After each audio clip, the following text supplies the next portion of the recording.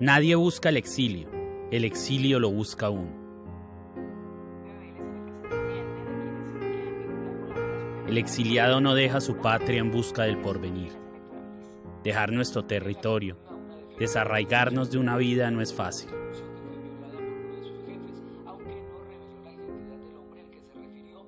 ¿Cómo olvidarnos de nosotros mismos que solo somos lo que fuimos en otro lugar?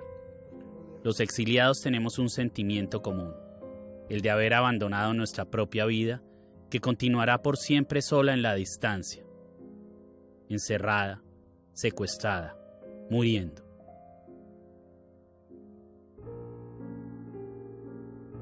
El exiliado camina por el mundo como un espectro metido en otra piel. Eso le sucede a nuestra sociedad. Somos exiliados de nosotros mismos desde que llegaron aquellas embarcaciones inmensas con esos dioses dorados que nos despellejaron el alma. Somos los hijos del destierro. Tuvimos que salir corriendo de nuestra esencia y nuestra naturaleza porque llegaron a masacrarnos, a violarnos y a esclavizarnos. Lo quemaron todo, nuestros dioses y nuestros ritos, nuestra bella desnudez, nuestras sonrisas sinceras. Nos dejaron la tristeza de un pueblo abusado y desolado que solo puede sentir lo que siente el alma de un exiliado. Le prendieron fuego a nuestros símbolos. Ya la luna, el sol y las estrellas no son quienes nos guían. La luz artificial nos cayó encima proveniente de un cielo partido que nos era completamente ajeno. Nos dejaron sin lugar en el mundo y sin nombre. Nos bautizaron y hoy nos llamamos como el genocida que llegó en esas 3 carabelas aquel 12 de octubre de 1492. Hoy nos llamamos Colombia, como el mismo que vino a enseñarnos cómo matarnos entre sí. De él seguimos huyendo, temerosos, asustados, traumatizados.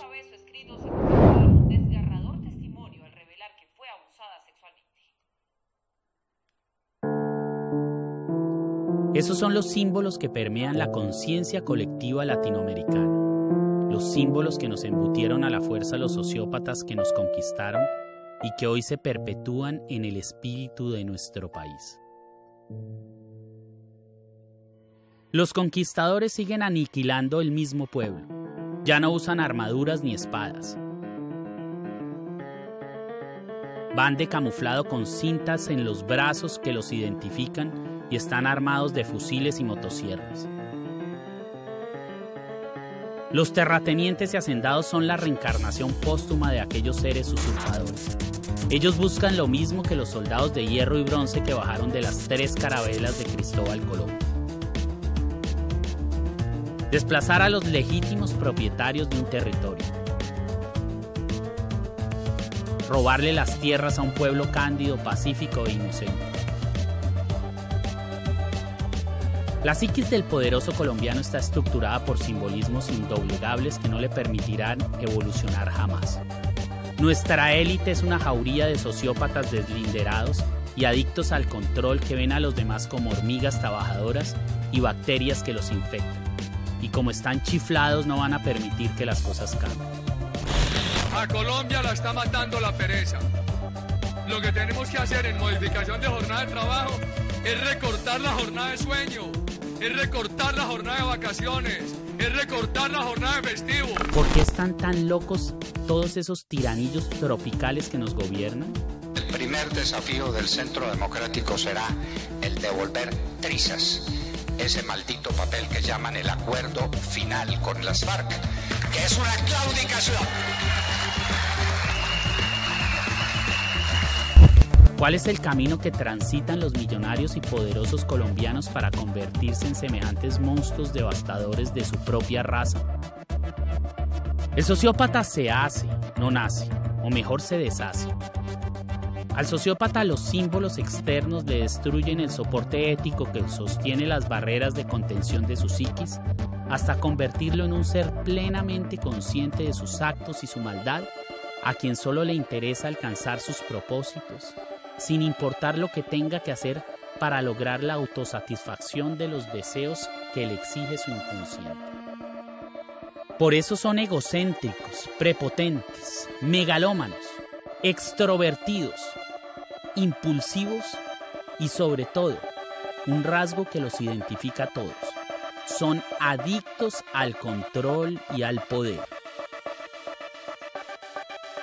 Un sociópata sabe que está delinquiendo cuando ejecuta sus acciones criminales. Sabe también perfectamente que lo que hace está mal hecho, pero cree que tiene todo el derecho a hacerlo. En su interior hay un reyesuelo que les dice que el mundo entero debe estar arrodillado a sus pies, que son los dueños de la ley, que las ecuaciones de la naturaleza deben plegarse para alcanzar sus objetivos. La reelección inmediata porque le introduce más politiquería al ejercicio de esas funciones. Esta es la tarea del gobierno al inmediato juicio del pueblo. Hoy, compatriotas, no hay razón para negar la reelección inmediata de alcaldes y de gobernadores. Es por eso que roban, corrompen, devastan el planeta, abusan de los demás y algunos incluso se convierten en asesinos si lo ven necesario. Las personas tienen linderos éticos y morales que regulan sus comportamientos frente a la ley y la sociedad. Es decir, por lo general los seres humanos son buenos. Sin embargo, la exposición a ciertos simbolismos puede desocupar cualquier cabeza y llenarla de maldad.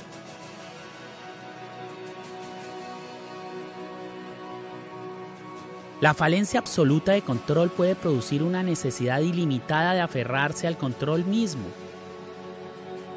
Hay una pregunta que no puedo evitar hacerle. ¿Usted quiere ser presidente de Colombia 4 años más? Otra pregunta, amigo. Es bueno, ¿usted dónde nació? Yo soy argentino. Estudia la historia de su país, la Yo, democracia seguimos, colombiana tranquilita. Otra pregunta. Creo que es una pregunta válida. Hay todo un proceso. Otra pregunta. Hay todo un proceso. Otra pregunta. Si me permite. Habitar en condiciones inhumanas, vivir la pobreza absoluta, no controlar el hambre, padecer el hecho de no tener que comer y otros instintos, son condiciones que pueden generar la necesidad imperativa de convertirse en un ser supremo y así sea por un instante, transformarse en alguien que gobierne la vida y la muerte de los demás. El homicidio para ellos puede convertirse en una forma de subordinar un universo. Solo siendo un Dios es posible controlarlo todo. En ese contexto, el hecho de disponer de una vida, o de muchas de ellas, puede transformar por un momento a una persona con las neuronas sucias en una deidad suprema. La gran mayoría de los pobres no son sociópatas, pero la pobreza infrahumana puede a veces fabricarlos. Ahora, con los millonarios y poderosos puede pasar lo mismo, pero son las razones contrarias las que generan la obsesión por el control.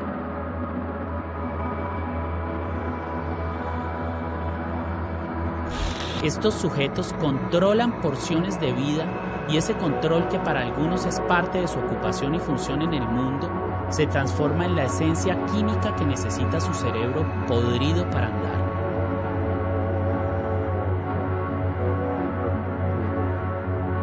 Si alguien tiene una empresa inmensa repleta de empleados a la que le logra exprimir coches último modelo, mansiones en Miami, apartamentos en Europa, yate y jet y hasta un par de rubias tetonas cinceladas con bisturí, ¿para qué necesita comprar otra empresa más grande? ¿O por qué el jefe de un estado que lo ha venido gobernando todo a sangre y fuego desde hace décadas se agarra al poder como una garrapata? Si se acabara la pobreza y la riqueza extrema, se acabaría con gran parte de la sociopatía mundial. El control es la droga más adictiva que existe y en Colombia los niños fresa de la alta sociedad se los dan en tetero. Cuando se nace en un lugar fraccionado por la desigualdad kilométrica que separa a los ricos de los pobres, sumado a la mentalidad mafiosa que empodera a la clase alta y a la reproducción ancestral de las acciones violentas, usurpadoras y genocidas de aquellos comportamientos ejecutados por los conquistadores en contra de los conquistados, los símbolos que produce la sociedad que allá anida convierten a los hijos de la élite en un ejército de perturbadores. El país entero está sujeto a las decisiones de una clase social dominante desequilibrada, voraz, irrefrenable y enferma. La Fiscalía ha dividido en 3 grandes partes o capítulos la acusación en contra de Rafael Uribe Noguera, el violador y asesino de la pequeña Juliana Zamboni. Pruebas científicas y biológicas.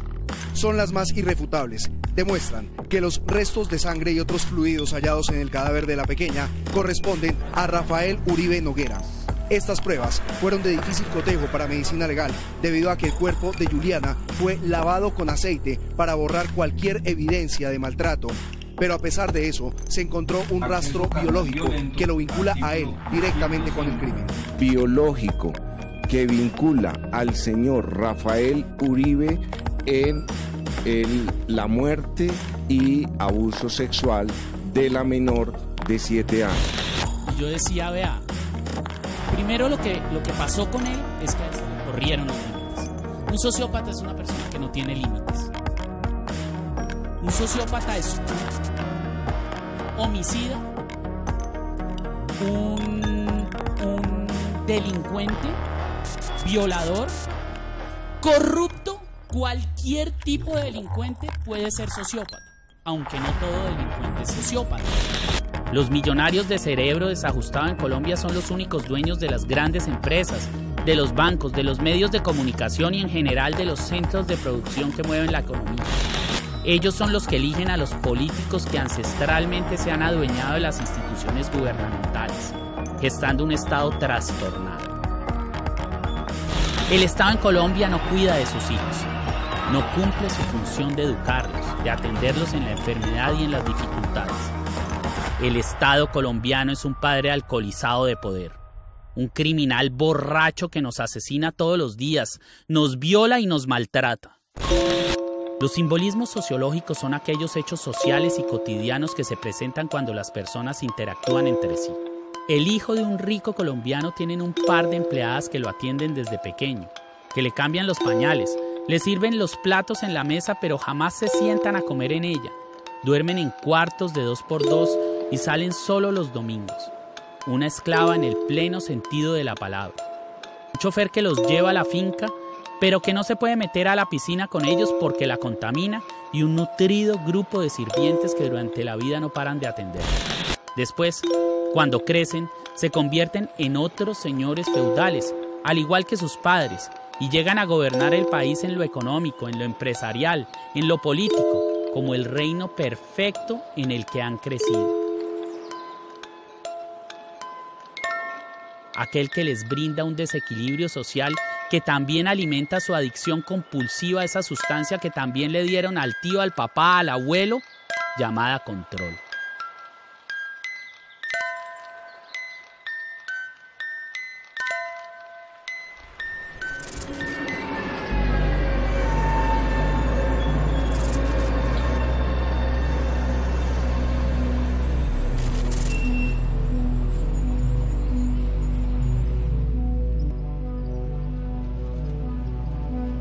Por eso los ricos nunca van a querer en Colombia que la sociedad cambie. ¿Cómo? Si ella es el dealer que les proporciona en papeletas la droga que tanto necesitan y que es el mismo control omnímodo que sienten desde pequeños al elevarse como dioses sobre los demás y que solo se materializa si, frente a sus ojos, el resto de mortales son animales, bestias de un inframundo. Para los ricos colombianos, los pobres son hormigas trabajadoras que tienen que vivir su vida empacados en un bus y que tienen derecho a dormir solo para levantarse a servirles al otro día. Álvaro Uribe es uno de esos, un ser con la mente desfigurada, criado entre mafiosos, hacendados, violentos patriarcas terratenientes. Ha sido expuesto a la relación de subordinación y patronazgo que pervive aún en las sociedades rurales. Caballista domador, chalán, les dicen los conocedores, acostumbrado a templar las riendas de los animales que gobiernan.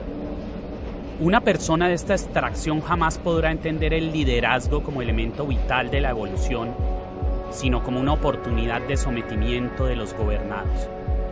Él a Colombia la ve como un potrero de su finca, el territorio en el que ejerce su dominio.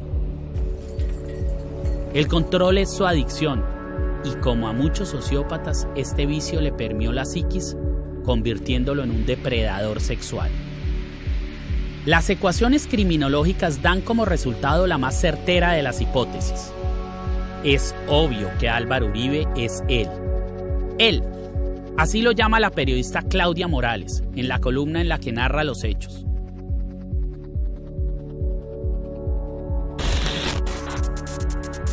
Ella, de acuerdo con sus palabras implícitas, termina señalándolo por exclusión como su jefe y violador, identificándolo como un reconocido personaje de la vida nacional, supremamente poderoso y muy peligroso, que viajaba con ella, pues era la encargada de dirigirle los medios. Él la violó en un hotel de lujo de la forma en que solo podía hacerlo un mandatario caballista enganchado al gozo intenso que le genera la subordinación. A su empleada la somete sexualmente, transmitiéndole su miedo aterrador, ejerciendo el imperio de su cargo y sellando su silencio con una amenaza sepulcral.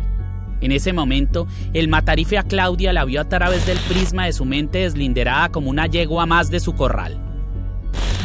¿Y por qué está usted tan interesada en que no se sepa quién la violó? Porque ustedes lo oyen y lo ven todos los días.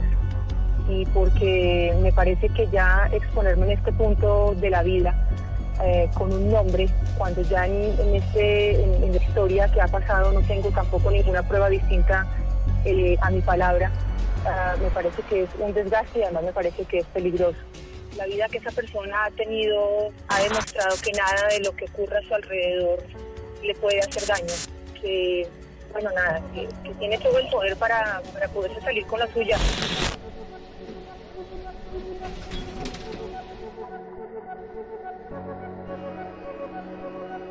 Hasta allá llega la compulsión patológica de ese monarca perturbado que asesina, tortura, viola y corrompe.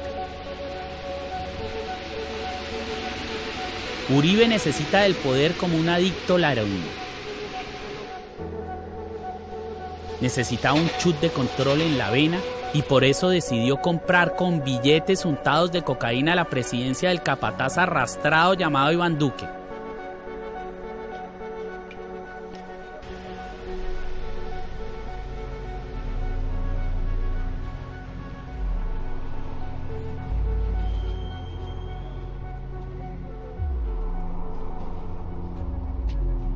Un poderoso sociópata hace lo que sea por conservar su poder. Es por eso que la conversación entre su empleada, la Calla Daza, y el Ñeñe, ese mafioso a quien el matarife tanto quería, es solo una muestra, un frasco de laboratorio.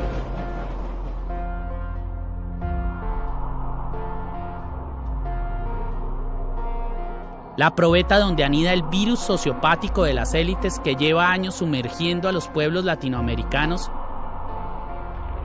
en el desamparo, la pobreza y la violencia.